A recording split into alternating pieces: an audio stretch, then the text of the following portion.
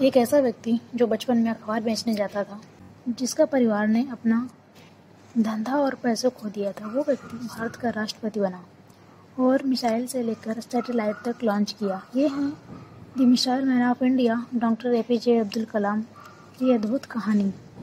APJ Abdul कलाम का पूरा नाम अबुल पाकिर जैनुलब्दीन अब्दुल कलाम था। उनका जन्म 15 अक्टूबर 1931 में रामेश्वरम में हुआ था। अब्दुल कलाम का जन्म एक तमिल मुस्लिम परिवार में हुआ था। उनके पिता जैनुलब्दीन एक मस्जिद के इमाम और एक कश्ती के मालिक थे। उनकी माँ अशियम्मा एक हाउसवाइफ थी। उनके पिता के पास जो नाव थी, उससे वो हिंदू लोगों को रामेश्वरम से धनुषकोडी और धनुषकोडी से वापस रामेश्वरम ले जाते थे।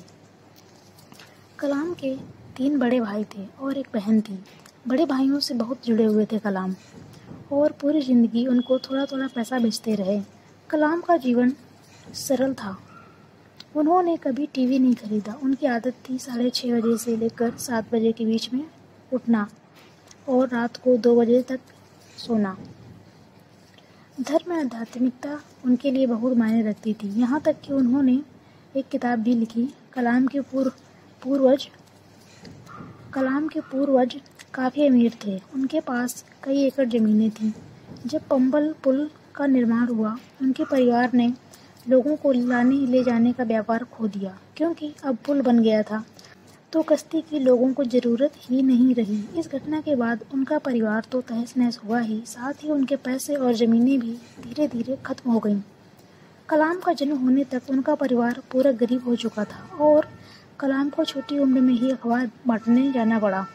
जब वो स्कूल गए, उनके अंक काफ़ी साधारण आते थे, लेकिन शिक्षकों के द्वारा उनके हमेशा एक गजब और मेहनती छात्र बोला गया। उनमें हमेशा चाहत थी पढ़ने की। हमेशा गणित पर घंटों तक काम करते रहते थे। स्वार्ट्स हायर सेकेंडरी स्कूल में उनकी पढ़ाई होने के बाद तिरुचिरापल्ली चले गए। वहाँ पर उन्होंने सेंट जोसेफ कॉलेज में एडमिशन लिया और वे 1954 में फिजिक्स के ग्रेजुएट बने। 1955 में मद्रास चले गए और aerospace engineering Madras institute of technology से किया। जब वो टेक्नोलॉजी पर काम कर रहे थे, तब उनके कॉलेज के एक अध्यक्ष ने उनकी प्रगति देखी और उससे बिल्कुल प्रभावित नहीं हुए। उन्होंने कलाम को बुलाया और कहा, अगर ये 3 दिन के अंदर अपना प्रोजेक्ट कंप्लीट नहीं किया तो हम तुम्हारी स्कॉलरशिप वापस ले लेंगे। कलाम को इंडियन एयरफोर्स ज्वाइन करने की बहुत इच्छा थी। सिर्फ वो 8वीं पोजीशन पर रह गए और उनकी पोजीशन थी 9वीं, और सिर्फ 8 पोजीशन ही खाली थी। मद्रास इंस्टीट्यूट टेक्नोलॉजी से 1960 में स्टडी खत्म करने के बाद हम एरोनॉटिकल डेवलपमेंट इस्टेब्लिशमेंट के साथ जुड़ गए। वहाँ पर वो एक साइंटिस्ट के तौर पर जुड़े। उन्होंने वहाँ पर अपना कैरियर एक छोटे वॉर क्राफ्ट डिजाइन से शुरू किया। कलाम इन कॉस्पर कमेटी में भी शामिल हो गए, जहाँ उन्होंने विक्रम साराभाई के साथ काम किया। साराभाई एक बहुत ही जाने माने स्पेस साइंटिस्ट थे। 1969 में कलाम को इसरो यानी इंडियन स्पेस रिसर्च ऑर्गेनाइजेशन में तबादला हो गया। इसरो में वो इंडिया के पहले सैटेलाइट लॉन्च व्हीकल जो कि SLV-3 में प्रोजेक्ट डायरेक्टर थे। इस व्हीकल ने रोहिणी सैटेलाइट को धरती के ऑर्बिट में रखा। कलाम ने एक्सपेंडेबल रॉकेट पर अकेले ही काम शुरू कर दिया, लेकिन 1969 में भारत सरकार ने उनके प्रोजेक्ट को अप्रूवल दे दिया और कहा उनके प्रोजेक्ट पर एक टीम बनाई जाए। 1963 में वो नासा रिसर्च सेंटर में भी गए। राजा रमन्ना ने कलाम को बुलाया भारत का पहला परमाणु परीक्षण इस्माइली बुद्धा को देखने के लिए। कलाम ने प्रोजेक्ट डेविल, प्रोजेक्ट वैलिएंट पर भी काम किया। इन प्रोजेक्ट में उन्होंने बैलिस्टिक मिसाइल बनाई। यूनियन कम्युनिटी ने कलाम के प्रोजेक्ट को अनुमति नहीं दी थी, लेकिन फिर भी प्राइम मिनिस्टर इंदिरा गांधी ने गुप्त रूप से उनको धन दिया ताकि एरोस्पेस के प्रोजेक्ट पूरा हो सके। फिर कलाम ने यूनियन कम्युनिटी को गुप्त प्रोजेक्ट के बारे में बताया और इनकी इम्पोर्टेंस बताई। इन सब चीज़ों ने कलाम का नाम बहुत ही ऊंचा कर दिया।